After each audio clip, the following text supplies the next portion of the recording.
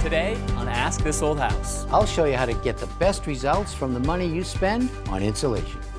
When you're shopping for these things, you can buy them unfaced, like it says here, or faced, which is what we're looking at right here. Go, 18,000 pounds. That's incredible. It's always nice when it's away from the house. Yes, keep swinging that way. And just like that, you've got a pool. Awesome, that went fast. And I'll pay a visit to Celebration, Florida, and install a high-efficiency heat pump water heater. And it's got a real energy story, too. This unit, as a heat pump, will probably cut your electrical consumption for hot water by half. Wonderful.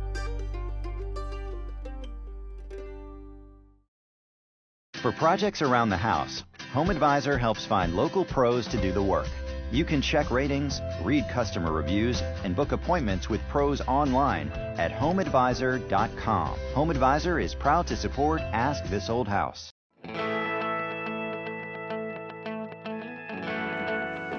Hi there, I'm Kevin O'Connor, and welcome back to Ask This Old House, where we are starting a brand new season. The questions have been flooding in, and the crew is standing by, ready to answer them. Hey, Jen, how are you? Hey, Kevin. Excited for the new season, I'm really excited. but hard at work here. Oh, sorry. I'm just talking to a homeowner we're working on. He really has a small lot, and he wants a swimming pool. Okay. So there are these things I've been looking up called plunge pools. Oh, wow. Have you heard of a plunge pool? I have not. That's it. So just like a mini pool? Yeah, it's like a 13 by 7, 5 feet deep, but you could just nestle it into any site. Very so I'm cool. working with this woman also, I found, that she creates these pools. So she's going to show me how they're made. All right, let's do Then it. we can get back over to that site. Nice.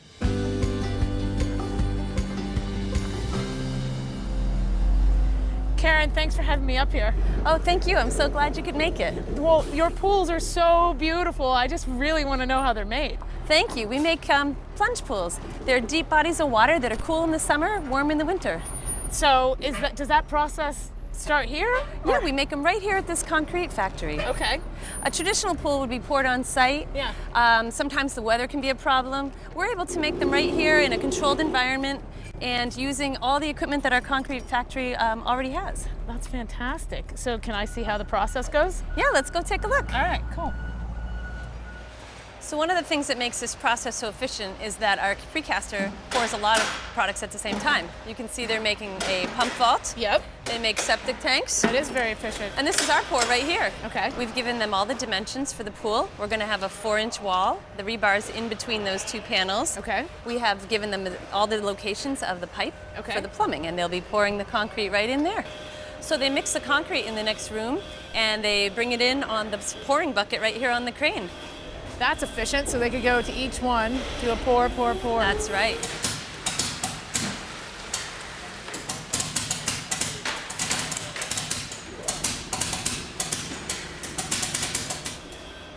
Here comes another bucket. You can see that the pools are done in multiple pours. It's going to take about 3 buckets to get the pool all the way filled. This pool will end up weighing over 16,000 pounds.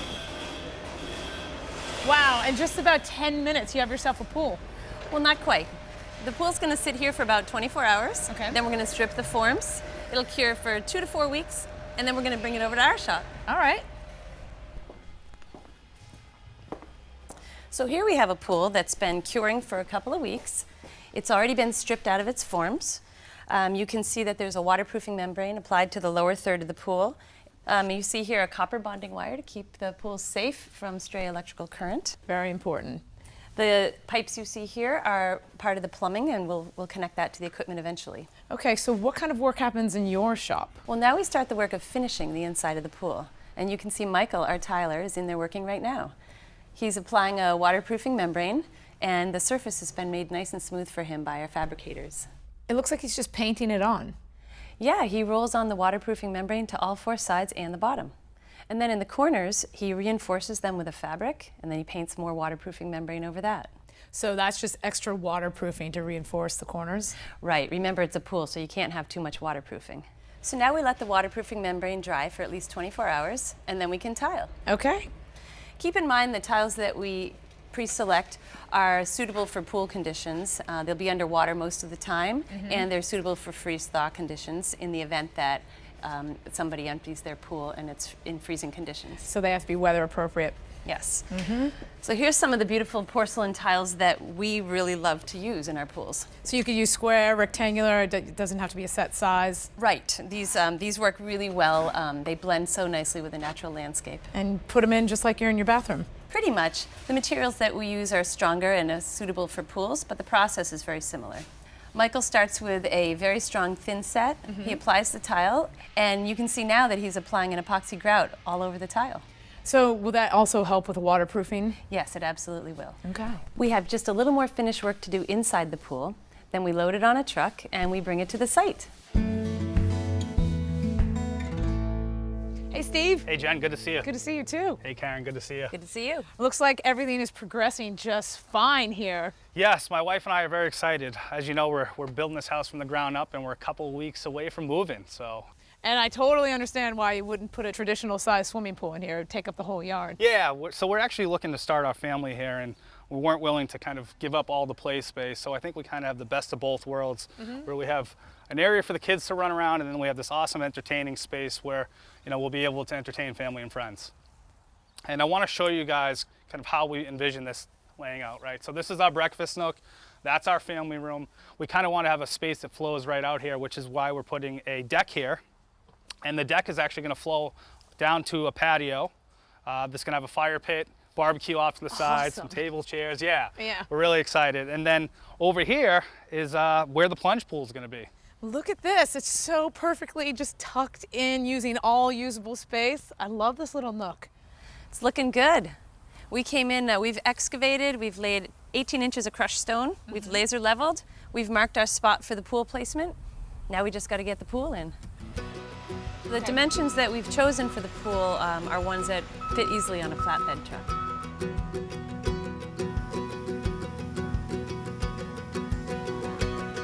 There we go, 18,000 pounds. That's incredible. It's always nice when it's away from the house. Yes, keep swinging that way.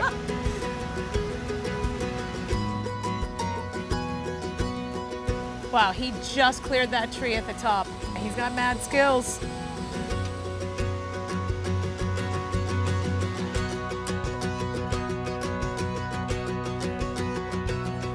And a quarter still?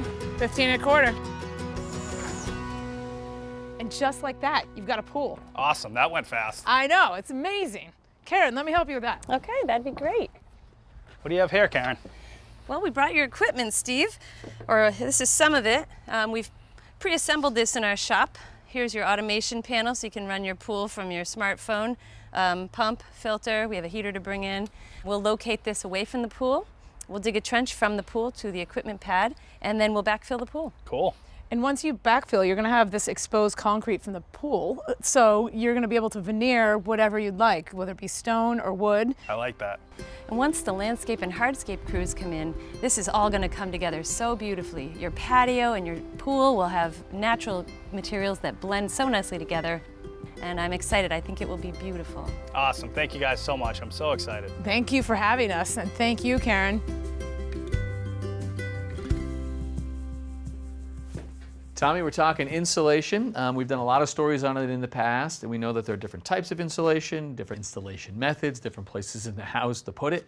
If somebody's trying to get, let's say, the biggest bang for their buck, if they had just one place in the house to focus on, where would that be, and what do you think they should use? Well, first of all, if you think about insulation, the biggest bang for your buck, it's going to pay you back forever on saving on your utility bills. And if you have a house like this, for example, and you have no insulation in the walls, you're going to have to hire a contractor to come in and remove some siding and blow the insulation in. But if a homeowner wants to do it, then right here would be the attic floor or the ceiling up above. Yep. If you can add insulation to that area right there, it's going to save you money. And it's an easy place to get to. We've got access to it typically from the attic, and some of the older houses may have no insulation in the attic floor. Some of them may have insulation that's compressed or not as much as you need. Right. And you can add different types of insulation. You can add in cellulose like this, and you can get a bag, cut the bag open and spread it across the whole floor, or you can rent a machine and blow it in. Yep. Any way you do it, whether it's cellulose or blown in fiberglass insulation, you want to blow it higher than the roof joist or the ceiling joist because it's going to settle down and compress over time. Right. If you have insulation between your existing bays already, and let's say this is a joist in the ceiling right here. If you have insulation that comes up halfway, and you have 6 inches of joist showing, you want to insulate that cavity right there. So you would buy an insulation that would be 6 inches thick, and you would lay it in there, bringing it up just a little bit higher than the joist itself. Okay, so we can blow in cellulose, or we can use fiberglass bats. When you're shopping for these things, you can buy them unfaced, like it says here, or faced, which is what we're looking at right here. And it's important that you use unfaced because you're going over an existing insulation. You know, you say, well, I'm going to use this insulation right here. It has a face on it. Would it matter if I keep it up, or would it matter if I keep it down? Would it matter if I keep it up or if I keep it down? It would matter, all right? So your existing insulation, even though it may be that thick, the moisture that's warm and swollen with moisture in the heat comes through the ceiling, through the insulation, and is now the moisture is stopped right here with this vapor barrier. And I think people may not appreciate that it's not just paper, it is actually a vapor barrier. You can see sort of that side right there. And so you're afraid that you're going to trap moisture between these layers, and that's going to cause a whole bunch of problems. That's exactly what's going to happen, because the moisture will now wet the insulation below, making it inefficient. And I guess the same thing's going to happen even if we turn it upside down. Yep. We won't trap it here, but we will now trap it. Trap it up here, wetting this insulation. As soon as the insulation's wet, it can cause all kinds of problems, and the R factor is low. So unfaced insulation. Gotcha. You can buy that unfaced, or you can remove the paper gently, try to keep it, and make that unfaced. Gotcha. Okay. The other thing you've spoken about in the past are these vented roofs where there's actually air deliberately brought in and vented out to kind of expel the moisture, the heat. Right. Can we screw that up? Yeah, you want to make sure that your attic is vented. You want to make sure that the soffit vent can work and get air into the attic. And you can tell that by going into the attic, and you should see the light across the attic floor on both sides of the building, but you have to have a means for that to draw the air in. Now you could either have a gable vent on each end of the house, or a ridge vent that runs across the whole part of the house, creating negative pressure, drawing the cooler air from below into the attic, moving that air out. So if we're adding insulation at this part of the attic, we just want to make sure that we don't clog up the intake, because then that just makes that whole system ineffective. Exactly. And you really want to make sure that you don't have any dryer vents or bathroom vents into the attic, because that warm air will collect on the underside of the roof, causing mold and problems. If we put in cellulose, or if we put in unfaced fiberglass, we're not going to be able to walk on it unless we build a floor. If we've got a floor already in place, is rigid foam an acceptable option? Yeah, you could take the rigid foam and lay it on the boards so that you can now walk on it, but you need to cover that with like 1/4-inch plywood to walk on it, but also it's called what is called an ignition barrier. Yep. So that's what you want to do. Cool. All right. Well, good information, as always. Thank you. Thanks. This is Celebration, Florida, a mixed-use community that began construction in 1994, just south of Orlando. An architectural movement known as New Urbanism sought to recreate the best parts of early 20th century small towns, but in large-scale housing developments. Celebration is one of the most prominent examples of this movement, and it generated some serious buzz when it was first being built. The housing stock covers a diverse range of budget. High-end mansions with golf course views are just down the street from dense apartments. The houses here are sited on small lots with tiny front yards and an emphasis on sidewalks and front porches to allow the neighbors a chance to visit and socialize. Garage doors and garbage cans are hidden behind the houses in alleys, more akin to an urban neighborhood. Unlike most residential developments, this one includes a commercial district. The town center evokes a small town feel and is walkable from most homes. The move towards denser and more walkable neighborhoods has been evolving over the last 25 years. And it's safe to say that Celebration and the larger New Urbanism movement have played a key role in that shift and really influenced how we build and live in our houses to this day. Scott? Richard. How are you, sir? Excellent. Welcome to Celebration. Nice to be here. I've had a chance to visit and look around a little bit. Now, you dropped me an email about your water heater. Yes. It's right around this way. Okay, I'll follow you. The hot water heater is right here in the garage. The garage. There's no basements in Florida, so the garage is storage and mechanical and water heater, and even the car. Yes. I noticed a leak on the outside. I traced it back in, followed the pipes up, goes into 2 different outlets here on the hot water heater. All right. So I was doing that, I noticed this is about a 20-year-old tank. They don't live forever. No, and that's why I kind of emailed you about different options for tankless. Okay. I've always used gas units. Do you have gas here? We do not have gas. Okay, so with electric, it's a little different story. For a house like this, you need a lot of power for that burner to come on, those elements to come on. So here's your panel. So that looks pretty full. Where's your main breaker? Side of the house. All right, good. Right here. All right. Oh, and I see your drain pipe there. It's been dripping for a while, hasn't it? Quite a while. So here's the main panel for the whole house, and here's the breaker. You can see right here. See 150. So that means you have 150 amps of power available for the whole house right now, and you've got air conditioning. So the smallest instantaneous electric water heater has 340 amp breakers. That means if all the elements were on, you could use as much as 120 amps of power. Okay, so if we did this and the AC came on, it could mean it could snap this breaker, turn off the power, and that's not good. I just don't think an electrical tankless is the right solution for you on this one, okay? But you still have a 20-year-old water heater we've got to get rid of. I think I've got a solution that'll work with your existing electrical setup and even save you energy. Sounds good. So inside the existing water heater, there's two of these. These are electrical elements. There's one here and one here.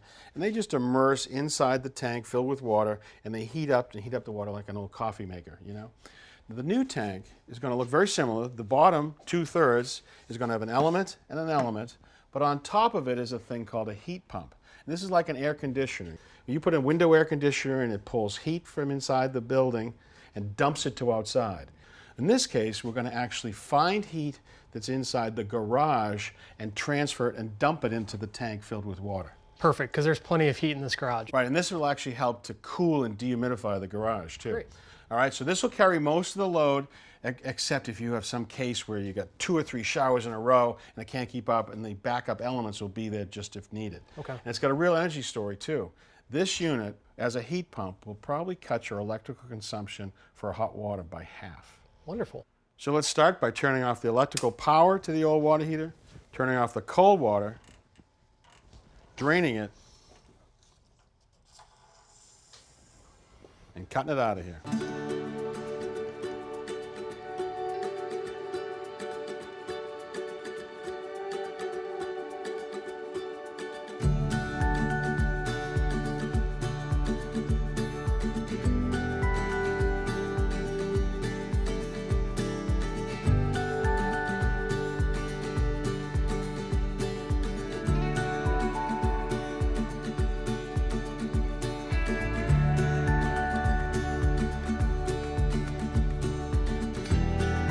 Right at the tip of my thumb, don't cut it.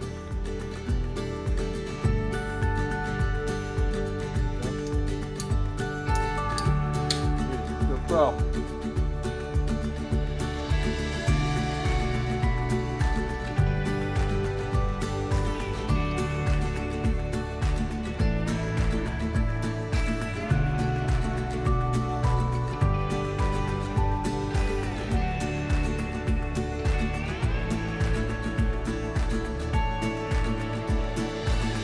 Hear that? That's the heat pump that's on. I got the water back on, the electricity to it, and now it's running, okay?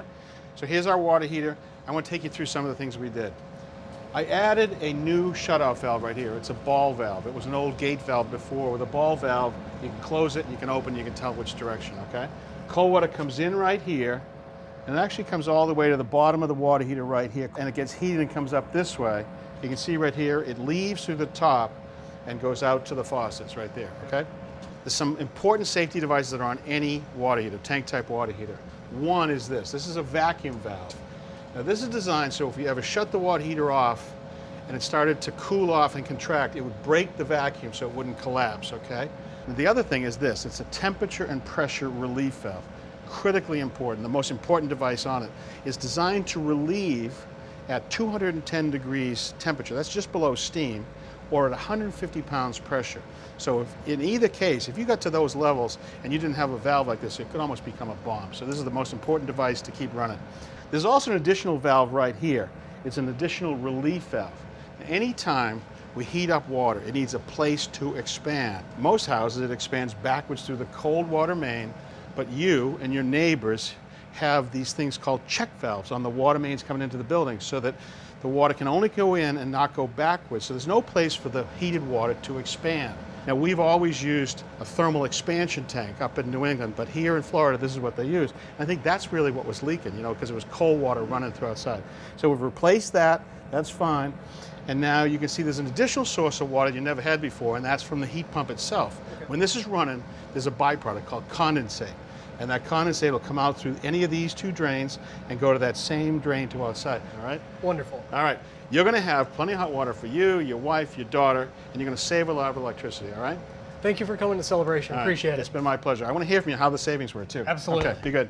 So that's a cool unit. A little cautionary tale though, it has the equivalent of an air conditioner up on top of it, the heat pump. So there's a little bit of white noise. You gotta think about where it goes in the building. Like a compressor and a fan going all times? Yeah. Okay. And the other thing it needs is ambient air around it to be able to pick up that temperature, so you don't want to jam it in a little closet. Okay. So let's get back to his original question, which is when you can use an instantaneous water. People love them, Sure. super efficient, you love them. Yep.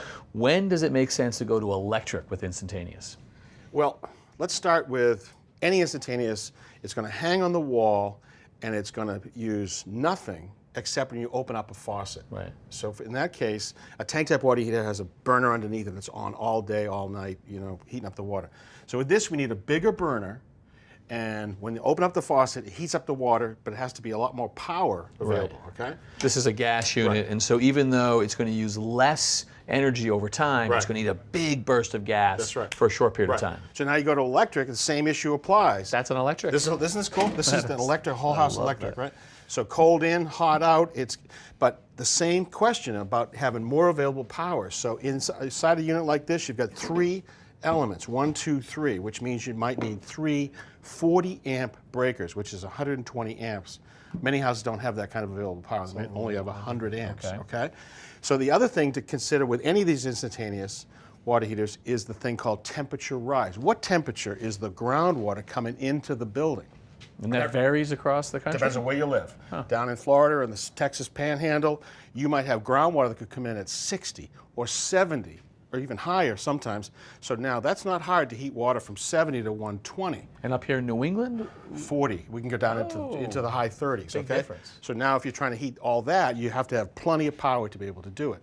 But a unit like this in New England could give you about 2 to 2.2 gallons per minute. So right at the threshold of one shower That's and right. one shower So only. I don't think that's viable for a house with 2 or 3 bathrooms and a bunch of kids and family. Right. If it is a whole house unit. You could put it, say, in an in-law suite Yep. or an ancillary building, right? That's right. If you're down in Texas, this could potentially go You for can the carry it whole. all day, as long as you have enough available power coming Right. into the building. Right, cool. All right, good information. All As right. always, thank you. All right, well, keep your questions coming. We'd love to hear from you. So until next time, I'm Kevin O'Connor I'm Rich Thui. for Ask This Old House. You want to take that, I know. I know you want 2 of them. I know.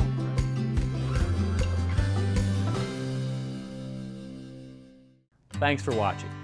This Old House has got a video for just about every home improvement project, so be sure to check out the others. And if you like what you see, click on the subscribe button to make sure that you get our newest videos right in your feed.